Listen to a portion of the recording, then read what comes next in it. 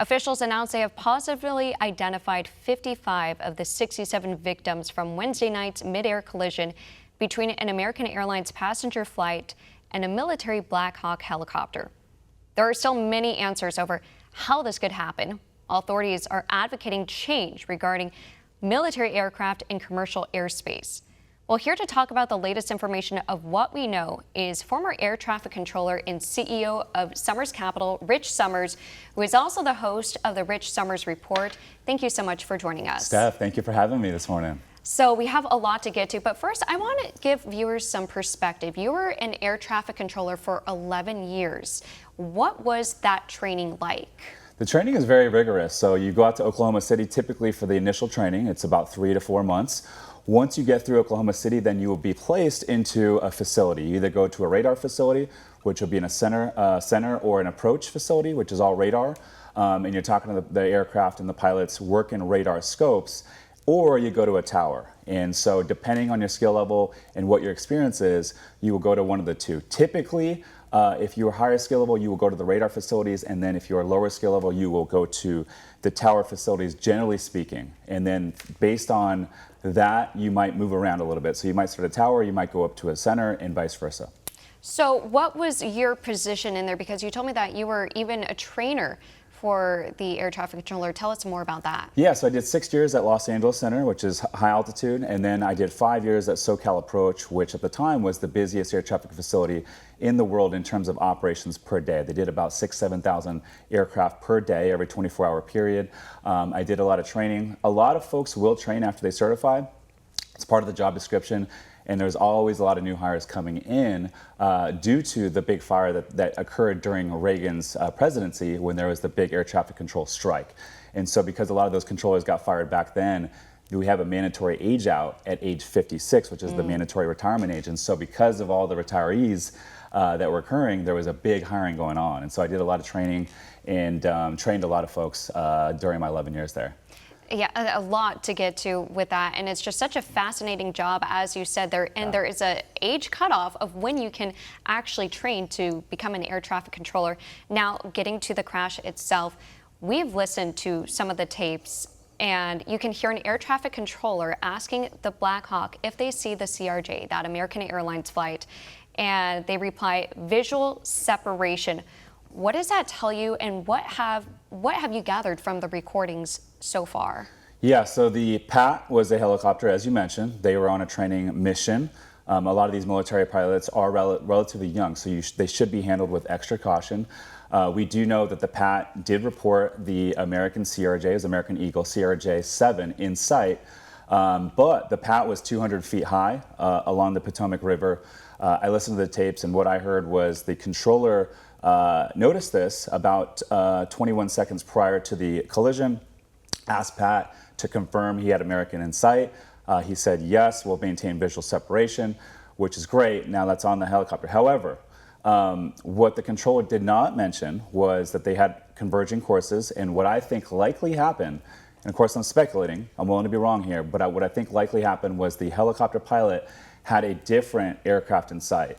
It was later at night. The controller was working multiple positions at once, but over there at the Reagan Airport, there's multiple aircraft coming into land, and so you can easily look up, and all you do is see a bunch of lights. And so likely had the wrong aircraft in sight.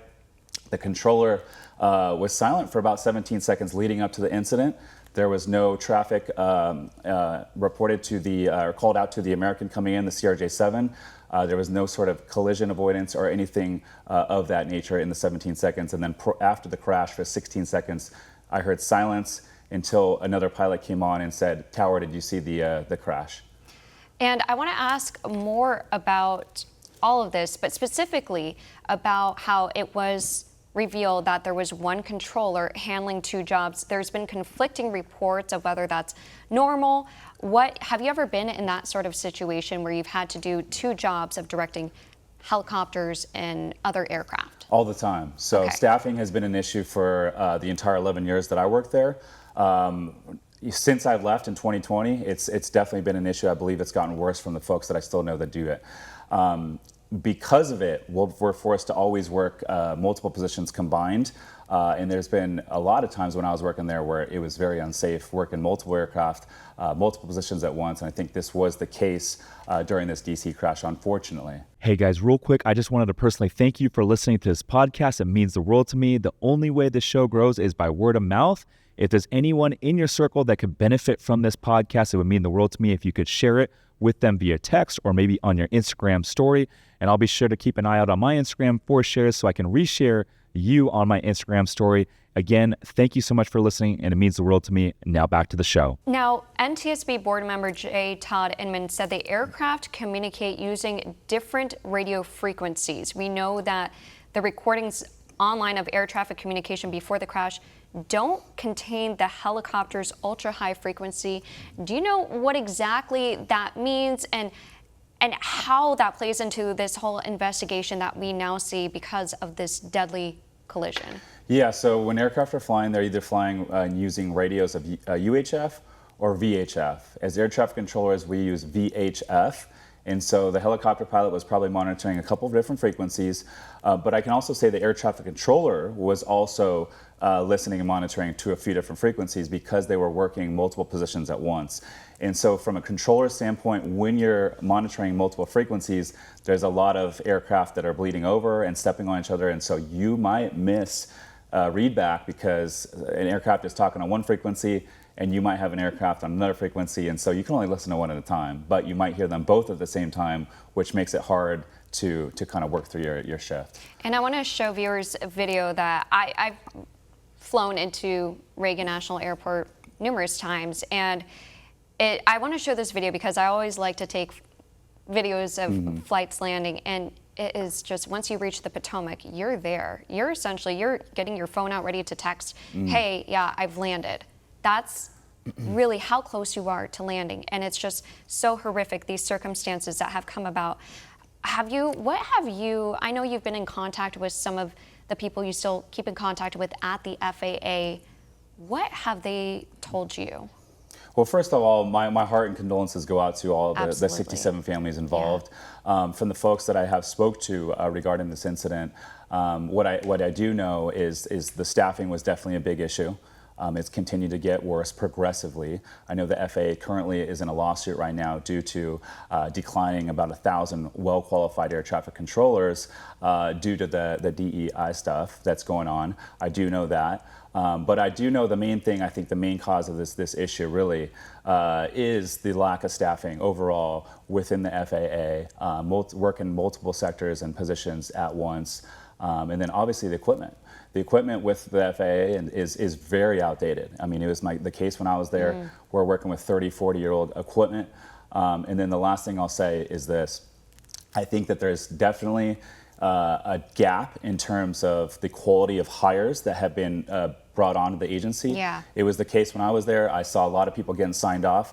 Most controllers are great individuals, phenomenal at what they do.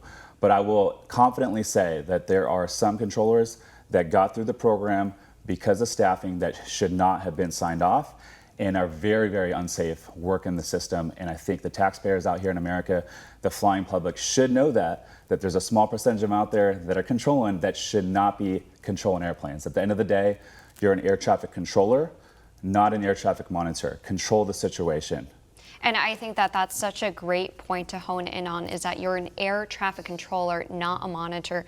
And regarding the DEI, we know that President Trump, he was slammed for mentioning that DEI could have been not necessarily caused this, but this could have been a factor in how the hiring goes within the FAA. Of course, he offered his condolences as well. And as you and I both know, we offer our condolences to everyone on board. Just such a tragic situation.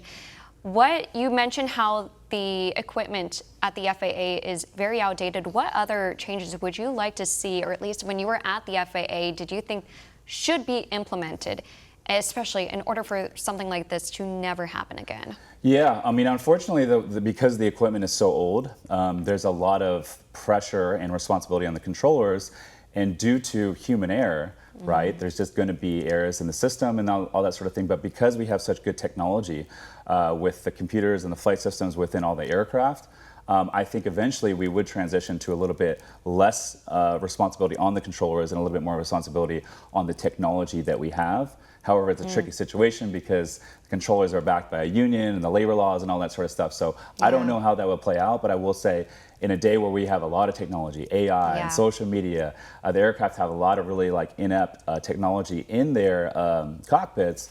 Let's rely a little bit more on that and leverage some of the technology that's currently evolving very, very quickly. Let's bring on Elon Musk to start implementing some cool technology in those cockpits.